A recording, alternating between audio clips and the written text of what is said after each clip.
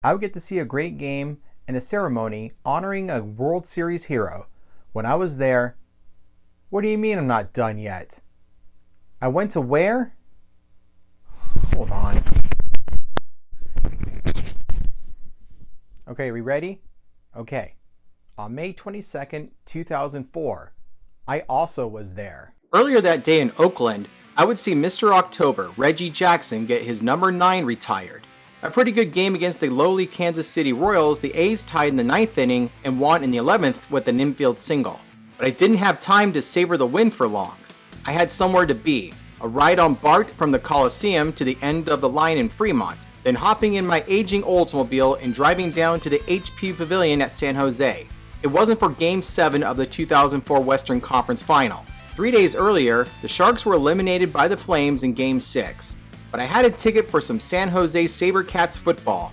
This was the second game of 4 I attended inside a month-and-a-half span. The first was on May 1st, a 68-34 smashing of the New Orleans Voodoo, one of the 4 new teams in the Arena Football League in 2004. Another Saturday night, another matchup against another new team. The Philadelphia Soul were a team that did well for themselves in a 15-year period. It was a team with 2 eras. In the first 5 seasons, the team had an ownership group featuring 2 members of the legendary 80s band Bon Jovi, John Bon Jovi and Richie Sambora. A rough first 2 seasons to begin the franchise, then the Soul became title contenders. They would make it to the top of the mountain in 2008, winning Arena Bowl 23 against the... I know I'm doing a brief history on this team and it's been 13 years, but this still hurts. When the AFL was suspended in 2009 and revived in 2010, the Soul would return for the 2011 season along with the Sweet! This incarnation would be owned by former Eagles quarterback and known ESPN NFL analyst Ron Jaworski. The Soul in their second life were harder, better, faster, stronger. 5 Arena Bowl appearances and won back-to-back titles in 2016 and 2017. After the 2019 season, the Soul would once again cease operations. Not because the team was broke, it was because the league was broke. Months after the Soul lost to the Albany Empire in Arena Bowl 32, the league filed for bankruptcy, and that was the end. I light a candle in remembrance to a league I lost interest in after 2015. I mean, the Soul could have found life in the Indoor Football League with 3 former AFL clubs in the Arizona Rattlers, Iowa Barnstormers, and the Spokane Shock, but what are you going to do? After getting kicked off the throne by the Arizona Rattlers in 2003, the Sabercats were looking to get back to the top in 2004. For the most part, they were playing like the Arena Bowl contenders they had been since the year 2000. 9-2 after the game I went to on May 1st. However, after that win against New Orleans, they dropped the next 2 games on the road at Arizona and Las Vegas. Hopefully, on this night, they could try to get the ship steered correctly. Home field advantage in the AFL was very important to this team. Or any team for that matter. Starting quarterback for Philadelphia, Tim Levisick, a blurb in the football landscape. Believe me, not many people make it to the NFL. Levisick played college ball at Robert Morris College, where he won Offensive Player of the Year honors in the Northeastern Conference in 2000 and 2001. After a couple of years on a pair of NFL practice squads in 2002 and 2003, Levisick would have a cup of coffee with the Soul for 2 seasons.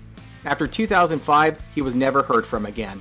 Starting quarterback for the Sabercats, the staple of the franchise, Mark Grieve. 2004 was a season of improvement in Grieve's career as far as statistics go. His completion percentage improved. His quarterback rating improved greatly. He continued to beat his personal best for touchdown passes on the season. He also cut down the number of picks thrown. He clearly had a better season this time around. The Soul would strike first in the game as Chris Ryan punched it in the end zone. A few minutes later, the Sabercats would tie the game as Grieve found Super Bowl winning wide receiver Fred Coleman in the end zone for a 9-yard score. Near the end of the first, the Soul would reclaim the lead after a 30-yard field goal from Ken Hensley. On the next possession in the second quarter, the Sabercats would take back the lead after Shalon Baker caught a 7-yard TD pass from Grieve. This score would hold for most of the second quarter as it was a full-blown defensive chess game. How these teams went scoreless for the next 12 minutes and change, your guess was as good as mine. When the 1-minute warning came, this was when the teams began to light up the scoreboard.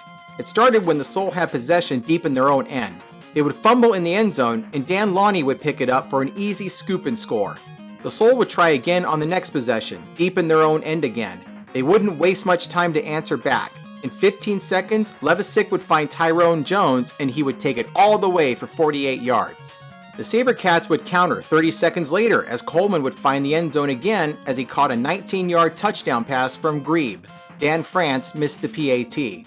The Soul would keep it close before the halftime buzzer went off after Hensley made another long field goal, this time a 43-yard attempt. The Soul would have the ball to begin the half. They would take advantage of the opportunity. Ryan would run 6 yards and hit pay dirt. After the PAT from Hensley, we had a tie ball game. Later in the third quarter, France would miss a field goal to break the tie. For those who don't know or remember the rules of the AFL, punts do not exist. A missed field goal would become a kick return. That's what Tyrone Jones did as he went end-to-end with the 54-yard kickoff return. Hensley missed the PAT, but the Soul were back on top. With about 2 minutes left in the quarter, the Sabercats took back the lead as Brian Johnson ran in the end zone for a 5-yard touchdown run. After 3 quarters, the Cats were hanging on to a slim lead. The Soul would have the ball going into the fourth quarter. They would take back the lead on another field goal from Hensley. On the Sabercats' next possession, they would be back on top as Coleman scored on a 26-yard pass from Grebe. Levisick threw 2 interceptions on this night. He might have threw one of them around this time. With almost 7 minutes left in regulation, the Cats would get some insurance as Johnson found the end zone again with the 2-yard run. The rest of the game went back and forth, but no more in the scoring department. I'm sure the second pick Levisick threw would seal the deal. The Sabercats won and snapped their 2-game losing streak. One more game left on the schedule. After 15 games, the Sabercats were 11-4. The Rattlers were 10-5 and were behind the Cats in the Western Division standings. They would have a date with one another at the Cats' Den in 8 days' time. Oh look, I had a ticket for that game. I think I'll save this story for another time. 2 games in 1 day. That was my life unemployed when I was there and there on May 22nd, 2004.